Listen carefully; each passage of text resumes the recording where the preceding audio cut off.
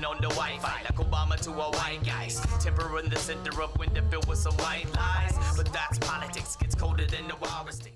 Hello, and welcome to another episode of Inside the Six with Ian and Thomas. Hello. We're going to start this episode off just a little bit differently with some shameless self-promotion. You guys may have heard the past couple weeks I've been talking about a new design in our shirt shop, and I'm very happy to announce that Ta-da! it is here. I'm very happy with this design and how it turned out.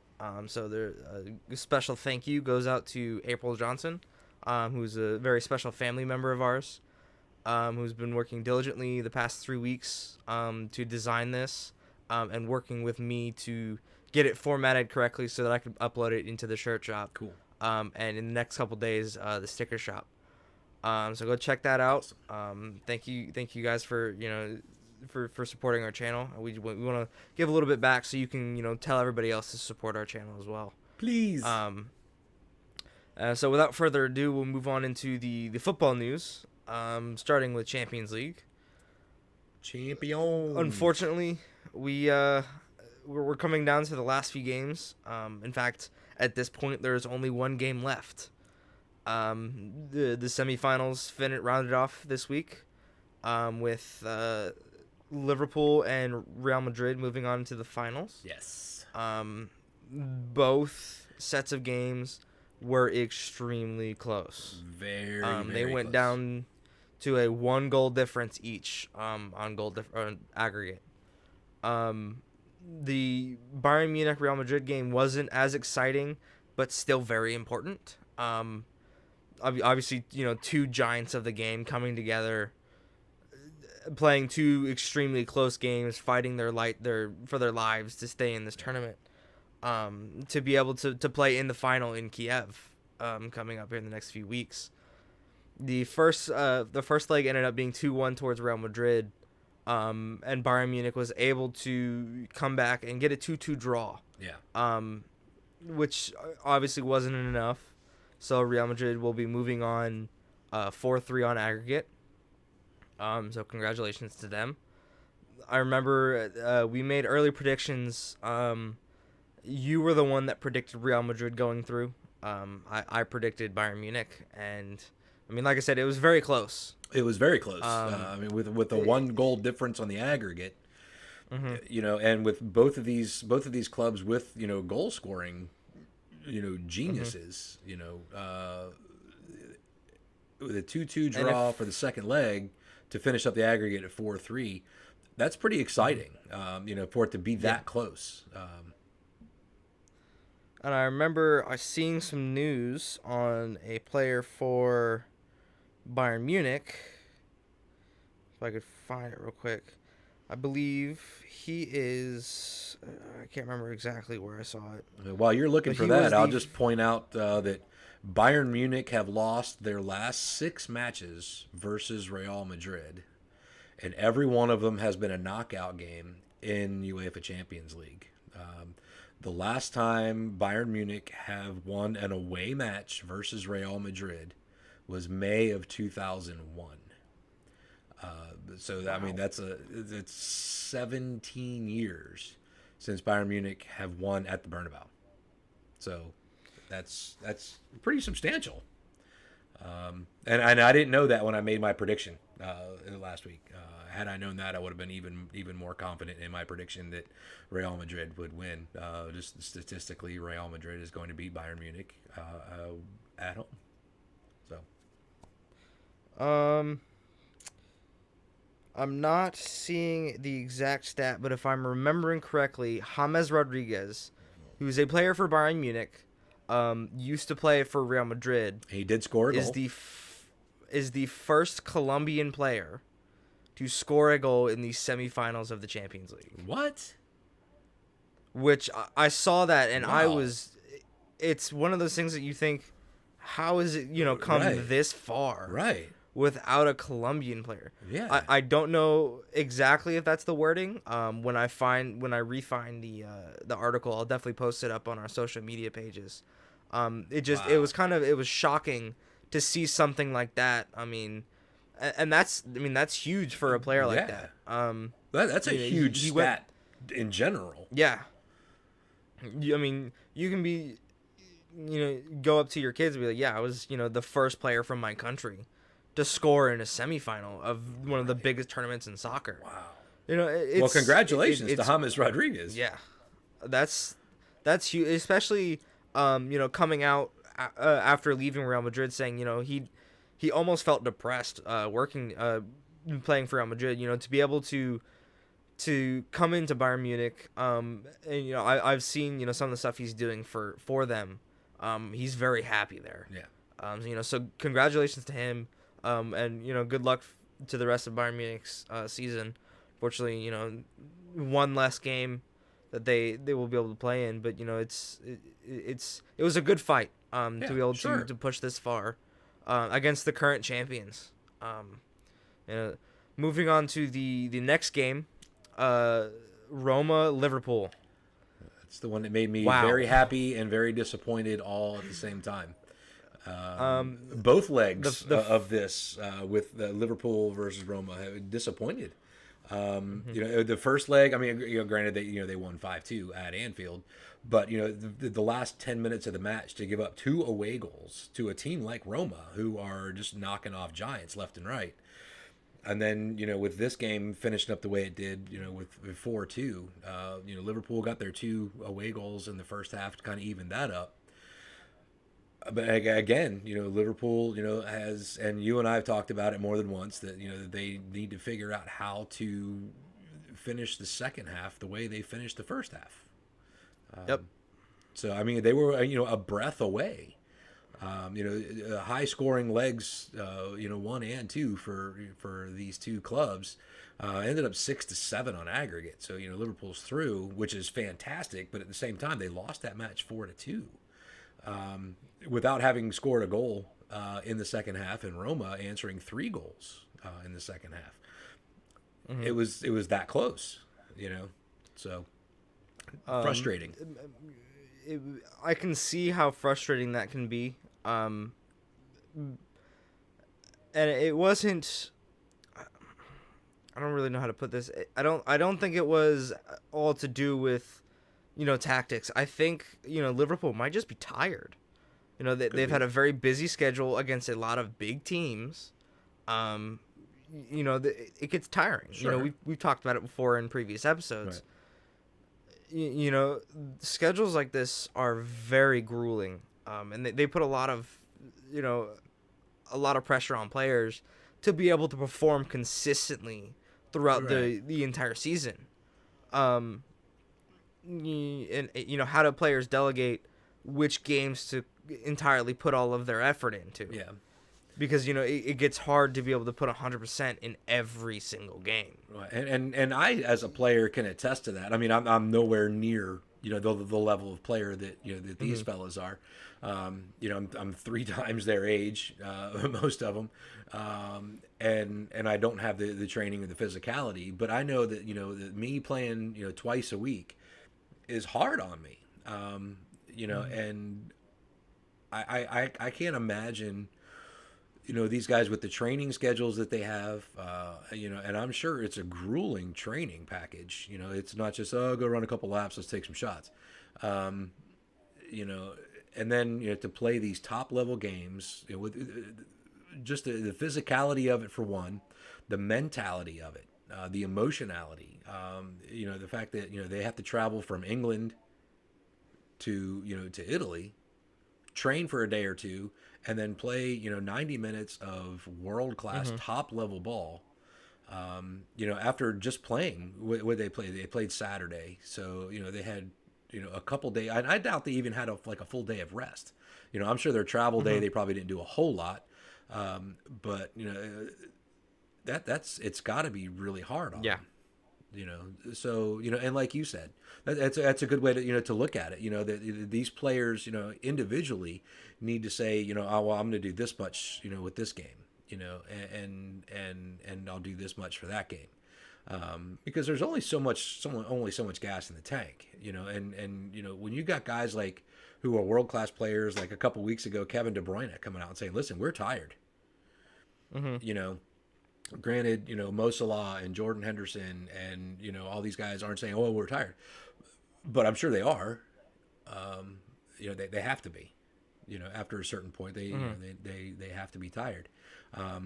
But again, that's where the mentality comes in, and the emotionality. How much do you really want it?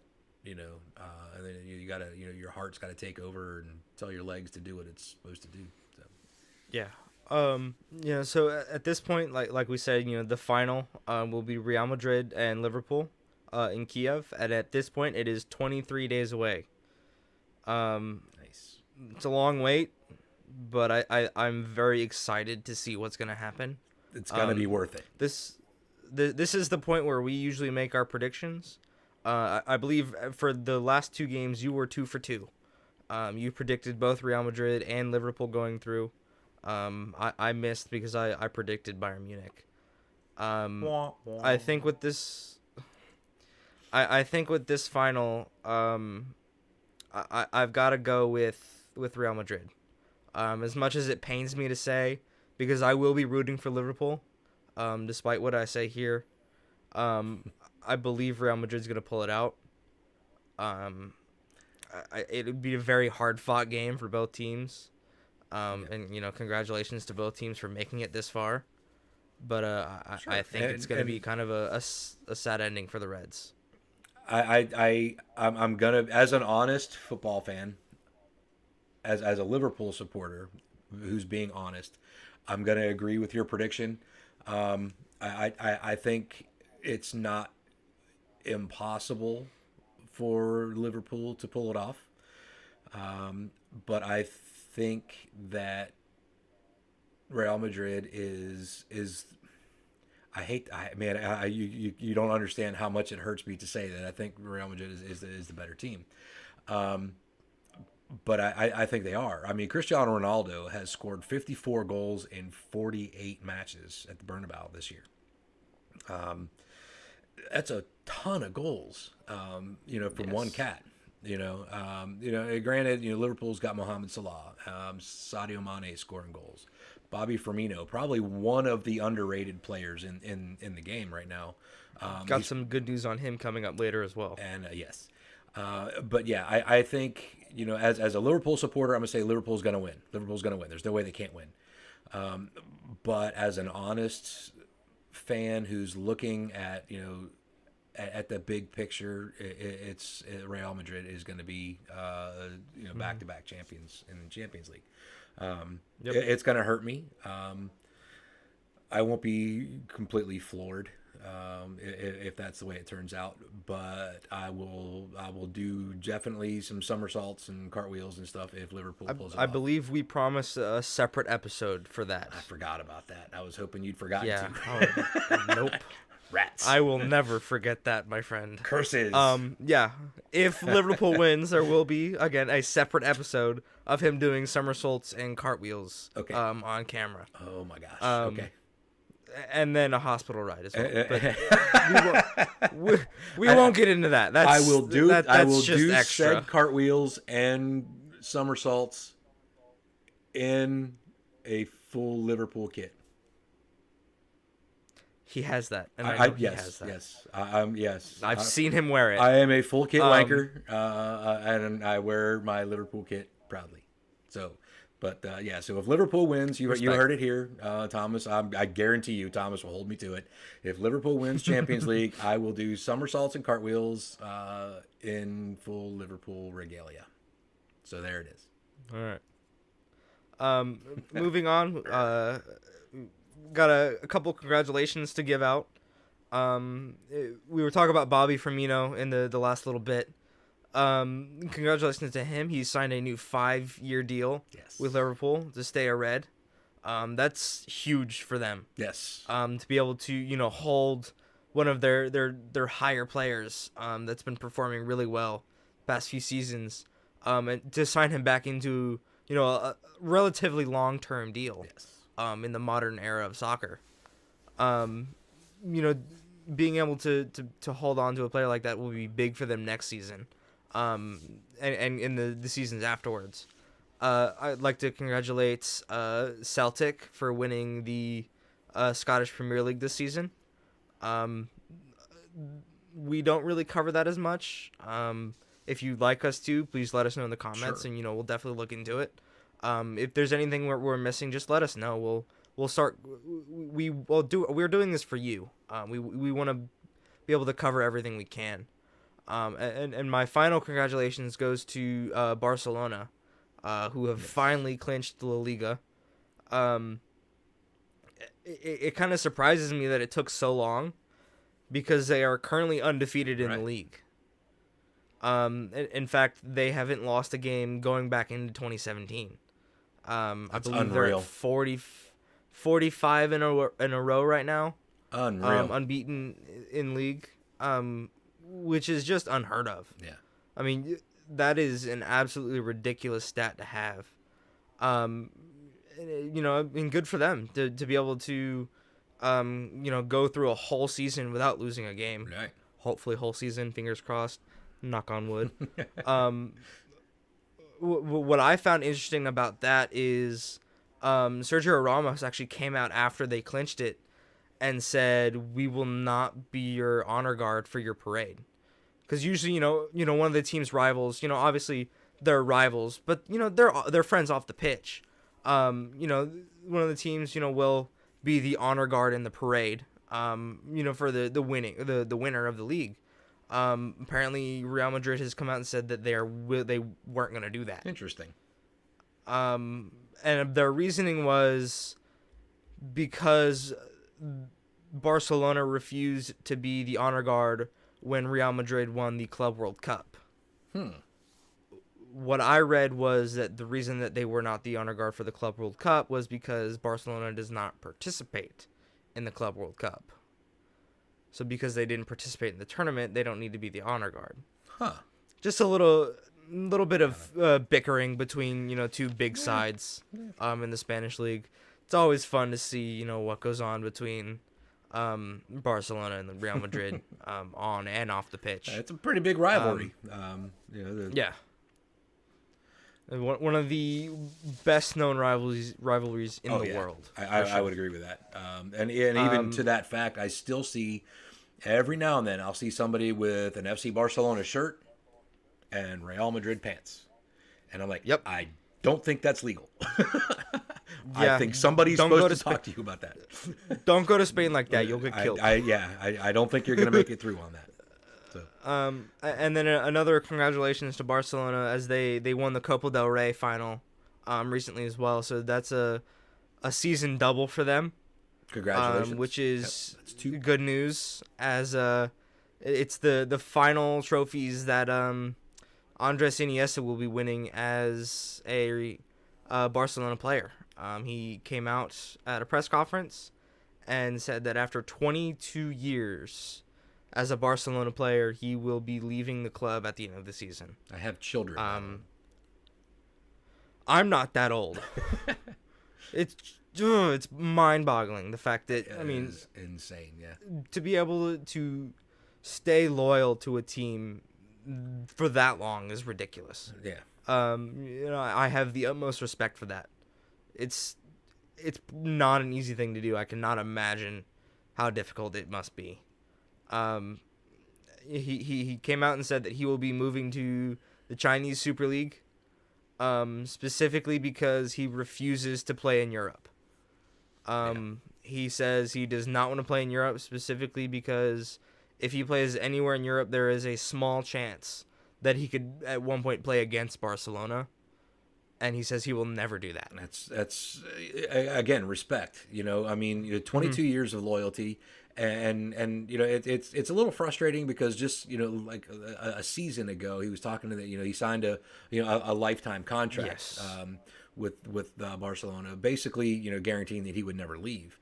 Again, I'm not going to hold it against him. If he's got the opportunity, given the fact that he's a little long in the teeth, but he's still a phenomenal player. If he can go to the Chinese Super League, make a boatload of loot, have a good time playing some footy, all the power to you, and again, because he does not want to play in Europe, because he never wants to have to play against his former club, my hat's off, man. I wish him all the very best. He's forever going to be a legend. No one will ever forget the name Andres Iniesta. And the fact that he played for Barcelona and, whatever team he's going to in the CSL, I don't remember. I remember reading it, but I don't remember the name of the team. But yeah, it's a little frustrating, only a little frustrating. So like, come on, man, you just said, a year ago you were never going to leave. But I'm certainly not going to hold it against him to go find another club where he's going to get some playing time and show his skill and his talent. I think that's the reasoning is because he knows, they just brought in Felipe Coutinho, right? Who is, another midfielder, a very similar style of play. Obviously he realizes, maybe his time at the club is coming to an end. Yeah. And he respectfully said, all right, this is me passing on the baton. I'm leaving. Thanks for the memories. I had, a blast. It's my time to go. So I'm very excited to see what happens there, with his career and Coutinho's career as well. Yeah, me too. With Barcelona. I think to kind of finish off the episode, there wasn't a lot of action going on. There wasn't movement in the table. Not much, no. At least not much, for EPL. But I remember there were 2 games that definitely stood out to me this week. One of them being the Stoke-Liverpool game. Because for the first time ever, announcers said that Mo Salah has missed. And I remember I was watching the game, and and he took the little shot. It was just a little chippy dink shot. And Perfect soccer term. Yeah, I think that's what that's called. It's not. No, that's a chippy dink shot. That's not a Maradona. Anyway, but he took the shot, and it bounced off the electronic advertising boards behind the net, and I was like, that didn't go in. But the banner at the top, Liverpool goal, and then they changed the scoreline, 1-0, and I was like, he didn't make that. There's no way that went in. There's no way he hit that ball that hard. And then the commentators were like, that's something we don't say very often. Mo Salah missed, and it was very frustrating because. Again, as a Liverpool supporter, Liverpool should have had 3 or 4 at least, and they kept going just wide. You and I talked about this, earlier. It was a little frustrating from a standpoint that as a Liverpool guy, I want them to win every match. But again, they've got Champions League coming up, and you mentioned that because it was Stoke City. They might not have had to put their foot all the way on the gas, so they might have taken a little bit off. They're still, in third place. They're not solidly in third place. Tottenham's 1 point behind with a game in hand. I think they're still going to finish in the top 4. I definitely think that there's going to be some. Sure. There's going to be Champions League in them next season as well. I hope so. There was another point in that game that was kind of a moment of, did that just happen? Which was, again, Mo Salah apparently hitting out at Bruno Martin's Indy. Never happened. Never happened. That's why I said apparently.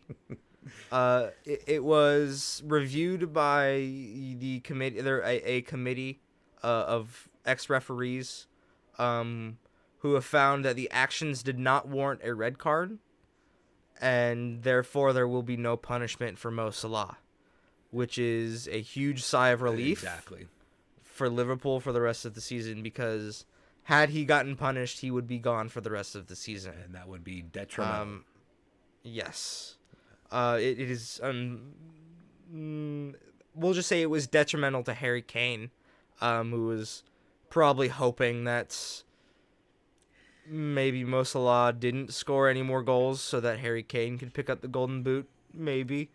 But now, obviously, Mo Salah, unless he just kind of flops the rest of the season, we'll probably pick up the golden boot at the end of the year, for the EPL. So and there's even some whispers that he's in contention for the Ballon d'Or. I would be very excited to see if that happens. Yeah, I mean, and it's exciting for me on a couple of fronts. One, I'm a Liverpool supporter, and Mo Salah is a phenomenal player, and we're very happy to have him. Mm-hmm. But it's kind of fun to actually have a different name attached to Ballon d'Or other than Leo Messi or Cristiano Ronaldo. It's those two guys going back and forth, for the last how many years now? A decade, I guess, between those two. So it'd be kind of nice to see somebody else raise that trophy. I just believe every now and then. the last person other than Ronaldo or Messi to be called was Kaká. Wow. Yeah. Because I think he's still playing with Orlando City in the MLS now. Yes, but he is 400 billion years old now? Well, that's why he's playing for Orlando City in the MLS now. I'm close. I know that number's around there somewhere. Yeah. But it's kind of sad to hear that. You've only got two names that are fighting for Player of the Year. Obviously, those are two elite players who are at the peak of their performance. Playing some of the best football of their life. Yeah. But it's always fun to see. Every other year, there's a player who kind of stands out. Like Mo Salah has this season, but they haven't really stood out as much as Salah has. You've got players like Neymar, who was in contention, the past few years. Right. He's not this season specifically because he was injured. We've got some good news on him. But it'll be interesting to see what happens, with all of that. Yeah. And I think if Liverpool come away with Champions League hardware, I think that might seal the deal for him a little bit. Yeah. Again, it'd be exciting. The chances of I that actually, we'll see. I saw an article that it was actually before the Liverpool game. It was actually before Liverpool, ensured that they moved on. That the Champions League final isn't just the Champions League final. It's actually, a fight to see who's going to win the Ballon d'Or between Salah and Ronaldo. I don't know how true that is. Well, I don't think you can rule out Leo Messi because he's still leading the league in goals. Exactly. I mean, he just won Copa del Rey. He just won, the Liga. He's always there. He's always an option. So, I mean, to me, that gives him a little bit of an edge because I mean, he's got La Liga, he's got the Copa del Rey, and he's leading the league in goals, and he plays for a team that's been undefeated for more than a season. Yeah. And as much as I would love to see Mohamed Salah raise that trophy, just based on that, I think the last 2 years Ronaldo has won, and I think it's because of Champions League. I think, unfortunately, Champions League has a lot of influence on, what, is decided by, who actually wins the trophy, and it's kind of a shame that, one tournament could change everything because it kind of limits, the players that, could win it. Sure. I'll agree with that. You don't see players from Asia being in the running, who play in Asia. You don't see, somebody who plays for Orlando City or, a team from Mexico or from South America. They're not in the running. It's always someone from Europe. It's kind of got a hold on, what happens with, awards. Hopefully in the next couple of years there could be breakthroughs with that, especially with a lot of growth here in America, with soccer becoming a little bit larger than it was. But we'll have to wait and see with that. Yeah, I think that's a long way off to bring the United States, into Ballon d'Or contention, or even to get them in the mix of Champions League or your it won't be Europa obviously, or some other kind of tournament like that other than the World Cup. I think with that we'll move on to our our last little bit of Ian's kind of feel good moments of the week. I have kind of a neat one. It's not the the happy feel good, but it's really kind of cool. And I think we might have mentioned it last week or the week before, given the fact that Burnley are solidly in seventh place. And are actually, I think they're higher than seventh place right now. No, I think seventh place. No, because our Arsenal. That's right. Arsenal's Arsenal's in sixth right now. Yeah. So I mean, they're being as high on the table as they are, and Sean Dyche came out a week or two ago and it said even he himself is absolutely floored at how well Burnley are performing and how high they are on the table, and the fact that they're not just there out of a fluke. I mean, they're there and they've been there. It's not just, hey, we went up to seventh place, someone else played a game, we dropped back down to 12th. They've been in seventh or eighth place for the most of the season. And there's last season, it was in November sometime, there is a pub right next to Turf Moor, which is the home grounds where Burnley play their home matches. It's called the Princess Royal. And back in November, the landlady, whose name is Justine Lorimer, promised that if Burnley make it to Europa, she will officially change the name of her pub to the Royal Dyche. And she actually intends on meeting him at the Players Award banquet, apparently sometime this week. They're having a Players Award banquet for the Burnley players. And she apparently is super high on the supporters firm. And she's somehow going to be in attendance at that banquet or ceremony, whatever it is. And she fully intends on getting Sean Dyche's full blessing to say, listen, make us believe, man. And apparently she said she's not sure what she's more excited about, Burnley playing in Europa or changing the name of her pub to the Royal Dyche. So I thought that was kind of cool.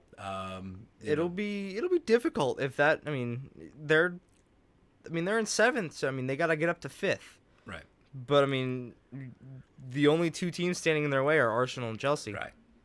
I mean, in the way that they've been playing this season.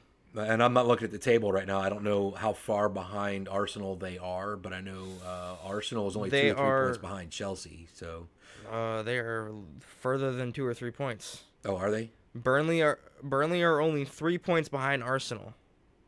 So that's only one win. Right. But Arsenal is currently 9 points behind Chelsea. Oh, so I think at this point it's impossible. I think because they've only got 3 matches left. So yeah. So I mean that's kind of sad, but so Arsenal and Chelsea have to lose everything, and Burnley have to win everything, and then get 4 points for each win. Oh yeah. Never mind, Ian. Nice math, bro. But anyway, I thought that was really cool. I thought that was a neat little. It's interesting, that she's willing to change the name. Sure. For something like that. Yeah. We've been supporters of our local club here. And even over my shoulder, you got the Port City firm. And just to have a local club and you support them, that fervently is cool. I really enjoy seeing that, and that's one of the things on my bucket list. Is to make it to England, and in all honesty, I'd love for it to be a match at Anfield, but in all honesty, I just want to go to an English Premier League club or even a Championship club and just take in the atmosphere of the way these fans live and breathe their club. And it's amazing. So I mean, you're gonna change officially the name of your business. To reflect the fact that you really appreciate what your club's manager has done for the club and for the fan base. So very cool. So that's what I got. I have one little last piece of news that I mentioned a little earlier. Neymar and the Brazilian doctor have come out recently and said that Neymar will be fit for the World Cup. He's been out recently with I believe it was a metatarsal injury. He's been out for a few weeks now, and there were fears that he might not be ready for the World Cup. which would be the second World Cup that he was at the last one, but he missed most of it. Which is a detriment to a player like that's career. Yeah. So the doctors come out and said he will be fit, and he will be ready to play. Congratulations to him. So I think with that we are at time out of some stuff to talk to. I'd like to thank you guys for tuning in. We want to give big shout outs to our friend Macrophonic MC, who has graciously allowed us to use his music for our intro and our outro. Check out the links on all of our social media for Macrophonic MC. Really good friend of ours, really good guy, and a great musician, a great artist. And teach yourself the difference between an MC and a rapper. I know he'll appreciate that. And thanks to Thomas, he does all of our editing and uploading, and he does a lot of our social media stuff. Thanks for getting those designs up on the t-shirt shop and on the sticker shop. You guys check out those links too. Stickers and t-shirts got the new design. Yep, check the link. Again, thanks to April Johnson for helping Thomas with that design and getting that ready to go. Thanks to Thomas for doing this with me every week. This is really cool. There's the design right there. It's pretty awesome. I don't have mine yet, but it will arrive soon. So listen, guys, check us out. Leave some comments. Tell us how we're doing, what you want us to talk about, what you don't want us to talk about. Yep. Help us out. We do this for fun, but we do it for you. We want you to enjoy it. And thanks to you for tuning in every week. This is Ian and Thomas for Inside the Six. Thanks, everybody. Thanks, guys. Still holding on to Wi-Fi like Obama to a white guys. Temper in the center up when they're filled with some white lies. But that's politics, gets colder than the walrus stick. There's so many multitasking, they multi-taxing in spite of it. But I'm Michael Vick, fighting it, standing aside and timing it. Go ahead and peak my temper, I'll meditate and then write it. Tiny fit my mode.